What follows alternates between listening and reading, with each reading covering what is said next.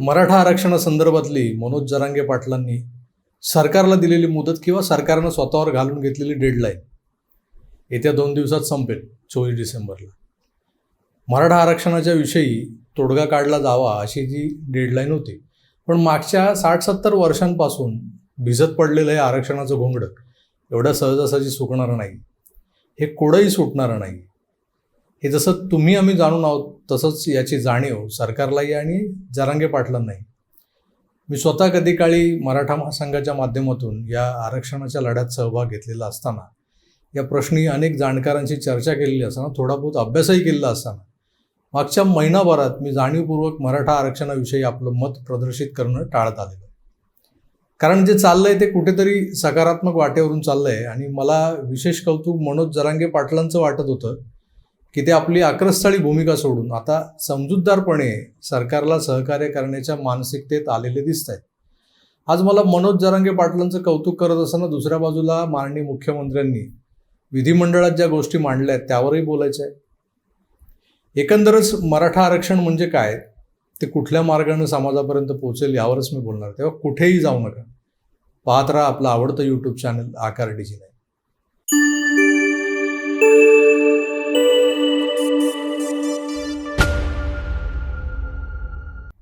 मित्रांनो नमस्कार. मराठा आरक्षण हा विषय मागच्या 6 महिन्यात अतिशय संवेदनशील बनल्यानं त्यावर आपलं मत व्यक्त करणं हे जरासं कठीणच होऊन बसलेलं आहे.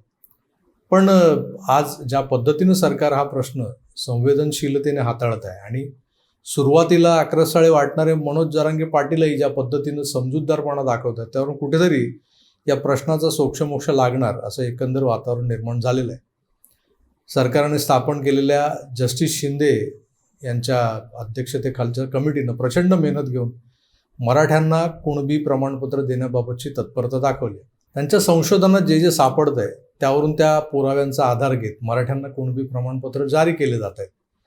यातही त्या प्रमाणपत्रांची पडताळणी, व्हॅलिडेशन केलं जात आहे. व्हॅलिडिटी सर्टिफिकेट नंतरच कुणबी उल्लेखाचं प्रमाणपत्र हे आरक्षणाच्या सुविधेला पात्र ठरणार आहे. त्यात कुणी बदमाशी केली, बनावट प्रमाणपत्र बनवली तर त्याला जबरी शिक्षा आणि दंडाची तरतूदही केलेली. सरकार आपल्या बाजूनं सक्षमपणे या प्रश्नाला भिडलेलं आहे. मराठा आरक्षणासाठी जी सरकारी सुकाणू समिती आहे त्यातल्या सदस्यांनी मंत्री चंद्रकांतदादा पाटलांच्या मार्गदर्शनाखाली यापूर्वीच आर्थिक निकषांवर आधारित सुविधांचा पाठपुरावा केलेला आहे. सरकारकडून बार्टीच्या धर्तीवर, बार्टीसारखं सारथी, महाज्योती या योजनांना बळ दिलं आहे. अण्णासाहेब आर्थिक विकास महामंडळाकडून मराठा तरुणांना उद्योगांसाठी भरघोस अर्थसहाय्य दिलं जातं. मित्रांनो, सगळ्यात रांगड्याची खरी गोम जी आहे ती आपल्या कायद्यानं टाकलेली कॅपिंग आहे. महाराष्ट्रात 52% म्हणजे आपण ओव्हर द कॅप आहोत. त्यामुळे कुठल्याही घटना दुरुस्ती किंवा क्युरेटिव्ह पिटिशनच्या साहाय्यानं आपण नव्यानं मराठ्यांसाठी आरक्षणाची टक्केवारी वाढवू शकत नाही. त्याआधी मागासवर्गीय आयोगाकडून या समाजाला मागास असल्याचा दाखला मिळायला हवा होता, तो मिळालेला नाही आहे. यापूर्वीच्या समित्यांपैकी खत्री कमिशन, बापट कमिशननेही मराठा समाज मागास आहे हे अमान्य केलेलं आहे. त्यामुळे सातत्यानं मागासवर्गीय आयोगानं मराठा समाजाला मागास म्हणून मान्य करावं असा विरोधक घोषा लावतात. मराठ्यांचं सामाजिक मागासलेपण तसं सिद्ध करणं आजही कठीण असलं तरी मराठा समाज आज आर्थिकदृष्ट्या पिसलेला आहे. मोठ्या प्रमाणात जो शेतकरी आहे, जो आजही जमीन कसतो, त्याला सातत्यानं निसर्गाच्या लहरीपणाचा फटका बसत आलाय. कधी नापिकी तर कधी ओला दुष्काळ. कर्जबाजारी मराठा शेतकरी जो कुणबा कसतो तो कुणबी आज या दुष्टचक्रात पिसला जातोय. या पिचलेल्या मराठ्यांच्या मागच्या 4 पिढ्या या गरिबीमुळे शिक्षणापासून वंचित राहिल्यात. मराठ्यांच्या पोरांना शैक्षणिक क्षेत्रातल्या स्पर्धेत उतरणं कठीण जाते, कारण सरकारी शिक्षण संस्थांच्या माफक शुल्कातल्या अभ्यासक्रमांमध्ये प्रवेश मिळवण्यासाठी त्यांना आरक्षणाचा सामना करावा लागतो. खाजगी शैक्षणिक संस्थांची अवाजवी फी परवडत नाही. त्यात 1990ला मंडल कमिशननं कंबरडं मोडलं. उरलं सुरलं का होईना पण काहीतरी आरक्षण मिळेल याचं स्वप्नही हिरावलं गेलं. पुढे 91 पासून देशात खाजगीकरण, उदारीकरण हे सगळं याची वारे वाहू लागली आणि सरकारी नोकऱ्यांची संख्याच कमी झाली. आज आपला देश 140 करोड लोकांचा देश आहे आणि त्या तुलनेत सरकारी नोकऱ्यांची संख्या मात्र आहे 3.5%. कसा टिकावं लागणार? याच विवंचनेतून आंदोलनाचा जन्म झाला आहे. पण जे कायद्यात बसत नाही ते, जे न्यायालयात पुढे टिकणार नाहीत ते, हे असं काहीतरी मागून किंवा अट्टाहासाने मिळवून काय फायदा, नाही का?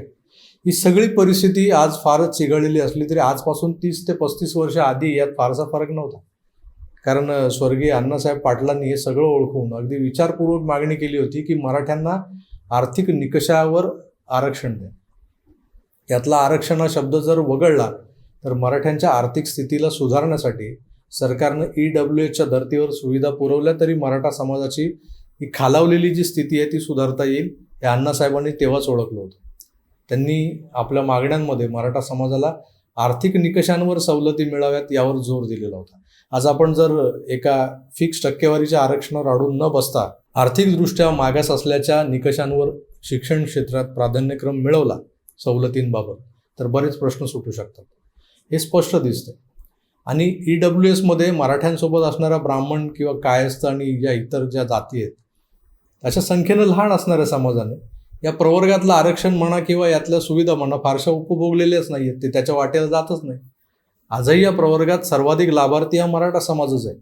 तेव्हा याच प्रवर्गात विशेषतः शैक्षणिक क्षेत्रात आर्थिकदृष्ट्या मागासांना अधिकचे लाभ देण्याकडे सरकारचा कल दिसून येतोय. मी तुम्हाला माझ्या मागच्या एका व्हिडिओतली आकडेवारी पुन्हा ऐकवतो, ती ऐका. त्यानुसार मराठा समाजाला EWS धोरण हे कसं जास्त लाभाचं ठरतंय हे समजता येईल.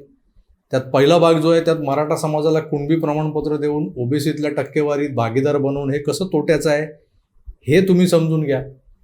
दुसरं म्हणजे सरकारच्या सारथी, महाज्योती किंवा अण्णासाहेब पाटील आर्थिक विकास महामंडळ, राजश्री शाहू छत्रपती शिष्यवृत्ती योजना यातून मिळालेले लाभही स्पष्ट समजून घेता येते. राज्यातल्या मराठा समाजाची टक्केवारी किती? कागदावर 32-33% असलेला समाज OBC म्हणून घेत त्या प्रवर्गातल्या आरक्षणासाठी झगडायला लागले.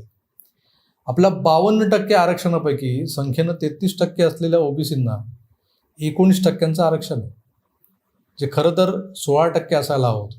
आता OBC प्रवर्गात 382 वेगवेगळ्या जाती आणि समाज अंतर्भूत आहेत. 2017ला केंद्राने रोहिणी कमिशन नेमून, म्हणजे त्या रोहिणी ज्या आहेत सॉलिसिटर, त्यांच्या नेतृत्वाखाली एक कमिशन नेमून OBCमधल्या प्रवर्गांचं सब कॅटेगरायझेशन करण्यासाठी एक अहवाल मागवला होता. या अहवालातल्या सूचनांनुसार मूळचे OBC असणाऱ्यांना जास्तीत जास्त 60% इतकं आरक्षण मिळू शकतं आणि इतर प्रवर्ग जे A, B, C, D या क्रमवारीनुसार असतील त्यांना या 19मधल्या 7-12% समाधान मानावं लागणार आहे. आता या मारामारीत मराठा समाजाला कुणबी मानून वरच्या 60% सहभागी केलं गेलं तर हातात काय पडणार आहे? पण 2019 साली केंद्रानेच EWSचं आरक्षण दिलेलं आहे. त्यातल्या 10% ज्यांना जातीनिहाय आरक्षणाचा फायदा मिळतोय त्या जातींचा समावेश नाही आहे. म्हणजे उरलं कोण? ओपनमधले मराठा, ब्राह्मण आणि इतर अल्पसंख्याक, तेही आर्थिक निकषावर. यात ब्राह्मण मुळातच 3%, त्यातल्या आर्थिकदृष्ट्या मागास संख्येने तसे नगण्य. मग इतरांचा शेअर वगळला तर मराठा समाजाला किमान 5 ते 6% आरक्षण मिळू शकतं. आता रोहिणी कमिशनने सादर केलेल्या अहवालातल्या शिफारसी केंद्राने स्वीकारल्या तर OBC आरक्षणाच्या टक्केवारीचं प्रवर्गीकरण केलं जाईल. त्यात पुन्हा ABC सुरू होणार आहे, मगाशी म्हणालो सर. आता याच मागासांमधले जे धर्मांतरित आहेत, उदाहरणादाखल ज्या मागासांनी ख्रिश्चन धर्म स्वीकारलेला आहे त्यांचंही आरक्षण एका प्रवर्गात टाकलं जाऊन कमी केलं जाणार आहे. म्हणजे इथे उद्या मोठा कुटाणा होणार आहे निश्चित. काय झालंय, OBC या प्रवर्गाला मूळ आरक्षण देताना संख्यात्मक 33च्या 50% म्हणजे 16.5% मिळायला हवं होतं, जे 19% मिळाले. हा एकच मुद्दा सर्वत्र ठळकपणे मांडून मराठ्यांना कुणबी प्रमाणपत्र द्या आणि OBCमध्ये सहभागी करून घ्या असं म्हणणाऱ्यांनी जरासं EWS प्रवर्गात मिळणाऱ्या 10% आरक्षणात आपल्या मराठा समाजाला किती टक्के मिळतात हे कधी नीट अभ्यासलाय का? OBCत शिरलो तर उद्या 5 काय 4 काय किती टक्के हाती लागतील हे माहिती नाही. म्हणजे घेतल्याशिवाय जाणार नाही, पण कसं घेणार तेही माहीत नाही. हीच गत आहे. त्याही पलीकडे जाऊन शांत डोक्याने आपण या EWSवर फोकस करून पाहायला काय हरकत आहे? मी काय यातला तज्ज्ञ किंवा अभ्यासक नाही आहे, पण एक विचार मनात आला तो मांडतोय.